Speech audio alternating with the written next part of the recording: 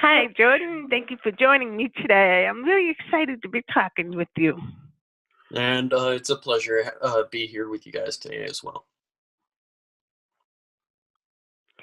And just for the sake of those who are watching, I'm letting them know that I have an interpreter like right behind the screen, so I'll be looking at the interpreter now and then. But just tell me, what was it like for you, growing up? Were you born deaf, hard of hearing? Okay, so I was born profound deaf in both ears, and that I wasn't diagnosed deaf until I was about a year and a half old because a lot of doctors denied the fact that I was actually deaf until finally one day there was one doctor who actually diagnosed me deaf, and it was found that I was actually going from severe profound to completely profound deaf. So and as I was, or so then my parents decided to make a decision to get me a cochlear implant. So when I was 3.5 years old, I was implanted with my first cochlear implant, which was in my right ear.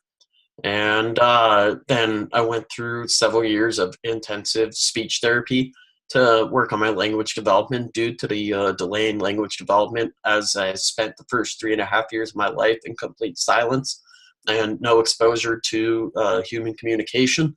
So I went through very intensive speech therapy, and eventually, by the time I was 6, I moved down to Las Vegas, Nevada. I'm originally from Calgary, Alberta, Canada. And when I moved down to Las Vegas, I was mainstreamed into kindergarten.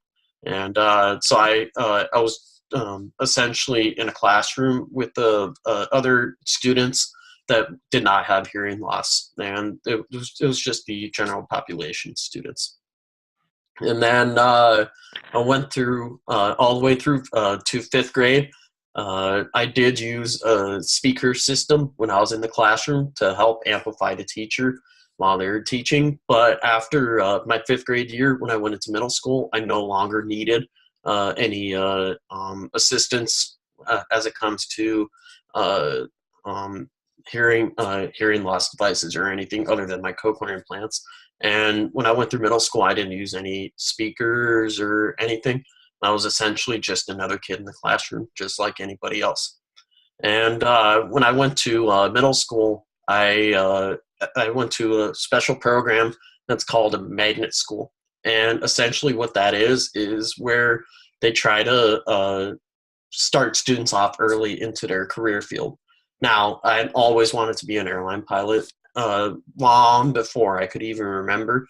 And I think a big part of that has to do with the fact that when I lived in Calgary, my dad worked at the airport, and we also lived very close to the airport. So I had a lot of exposure to airplanes flying over my house every day.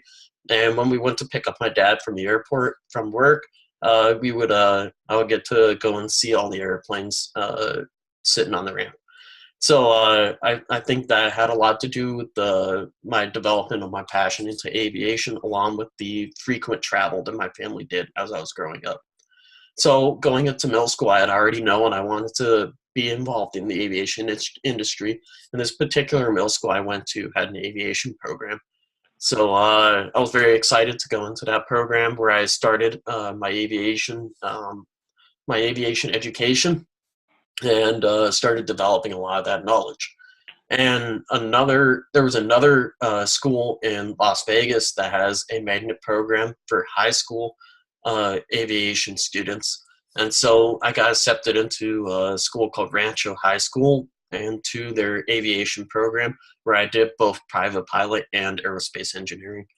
And and Rancho High School is one of the two only public high schools in the country that actually lets their students fly while in high school.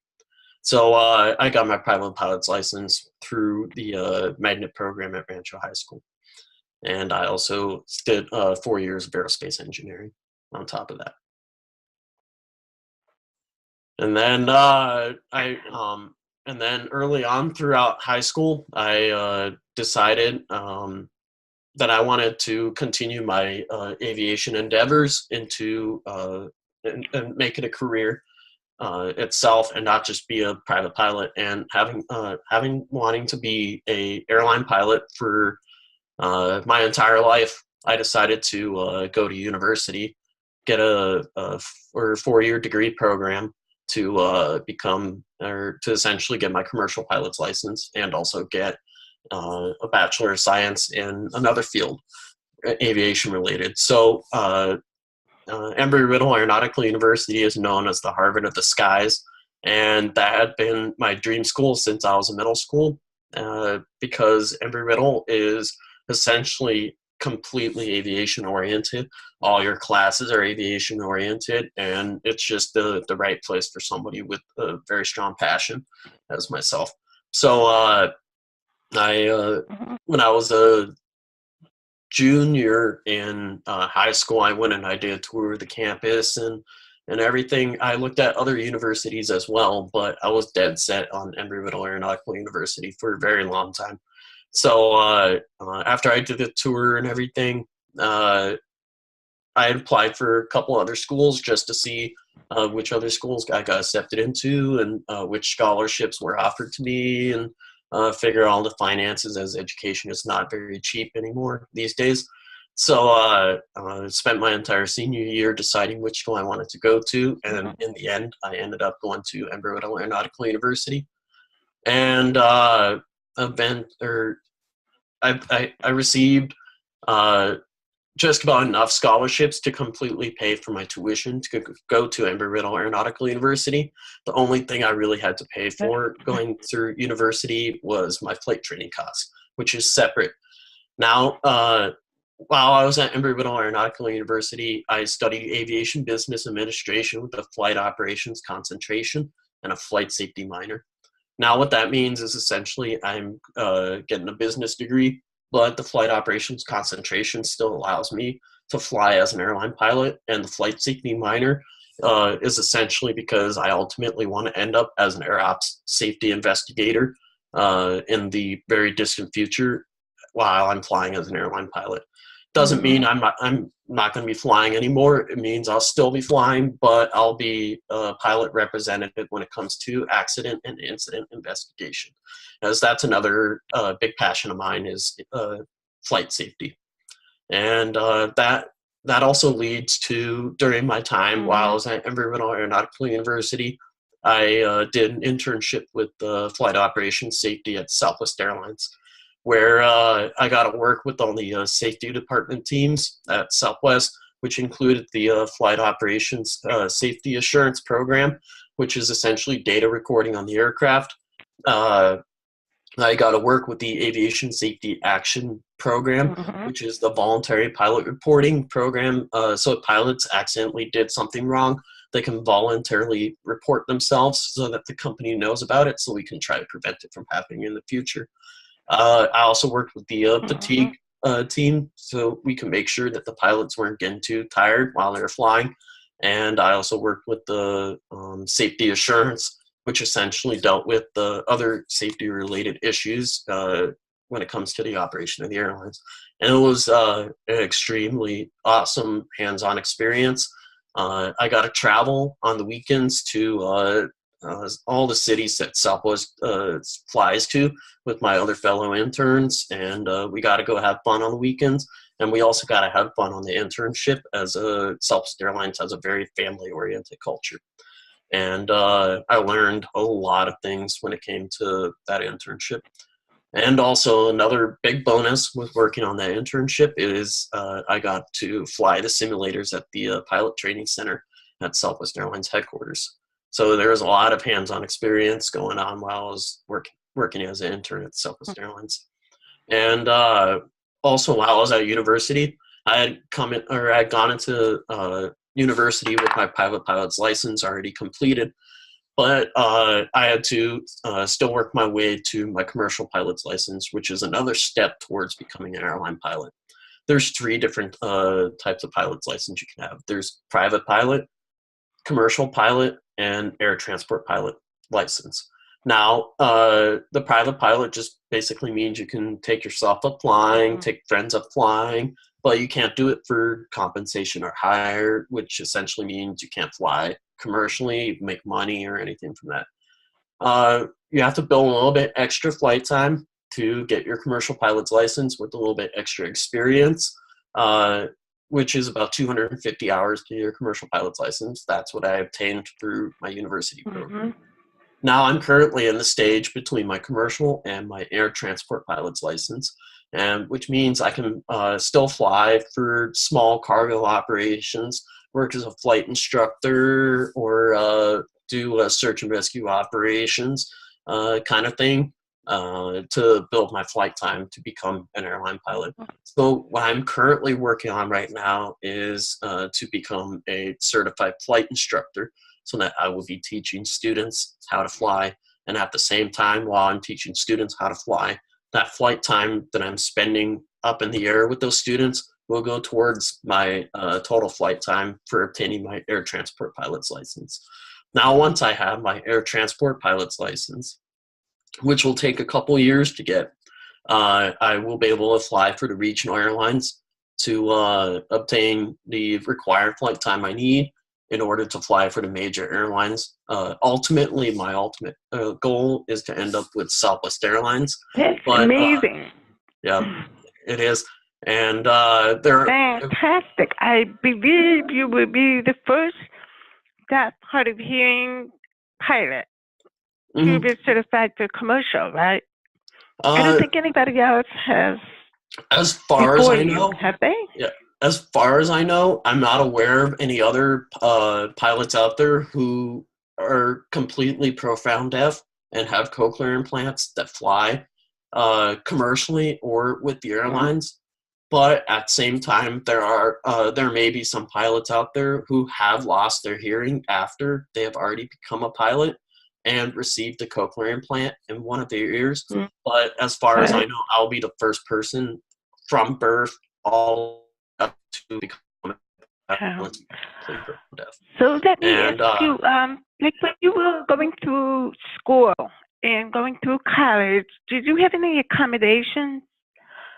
Like, for example, in the classroom or even during your trip, how did you navigate situations where you may not have been able to hear fully? Okay. Well, I was very fortunate because when I was going to school and university, a lot of the teachers made their PowerPoints and their notes available to the students, which made it a lot easier for missed material. So if I missed something the teacher said or anything like that, I could go back and look at the PowerPoints, look at the notes, and not only does it benefit myself, it also benefits many other kids in the classroom as well. As for accommodations, most of the time, I with my can't remember what it's called, 504. There's also another accommodation form that was filled out, but essentially on those forms, it was asking the teachers to make their notes available or the PowerPoints available, but didn't really have to utilize that too much because the teachers had already made their PowerPoints available or their notes available before the accommodation form was brought. Say again? I think it's fascinating and amazing what you have gone through.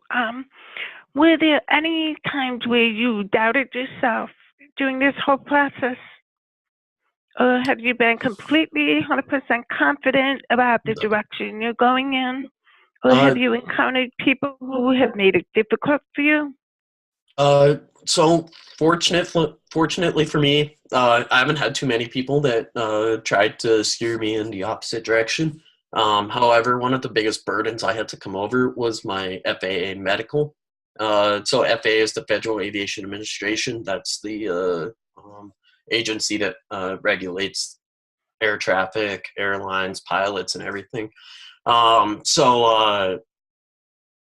In order to be a pilot, you have to get a medical from a designated medical examiner that is certified by the FAA to give pilots their medicals. And my biggest burden was figuring out whether I'd actually be able to ever get my first class medical, which is the medical you need in order to operate as an airline pilot. There's 3 different medicals you can get. There's first class, second class, and third class. Third class is essentially for private pilots, and then second class is essentially for commercial pilots. Now, first class is what the air transport pilots need in order to legally fly.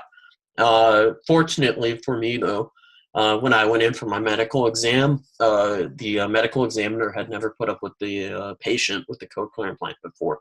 So it was a completely new experience for him. But because of my speaking and my hearing was so well, he had no doubts that they would turn me down.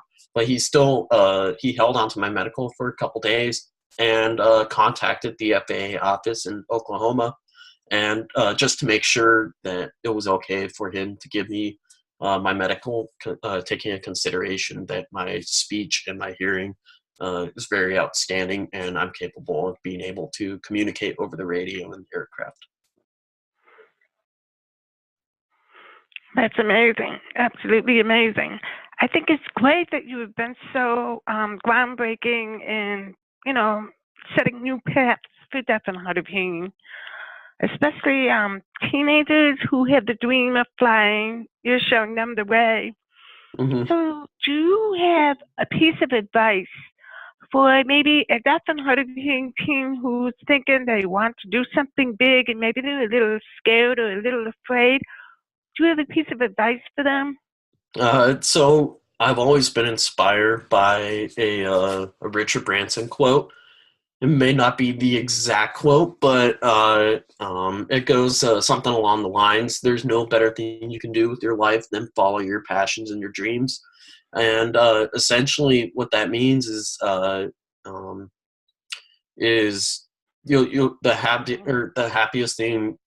You'll be happiest in life following your passions. So getting a job that is within your career field, or making a career out of your passion or something like that, and that's the best thing you can do. And don't ever let anybody step in your way, because there's no limitations to what you can do with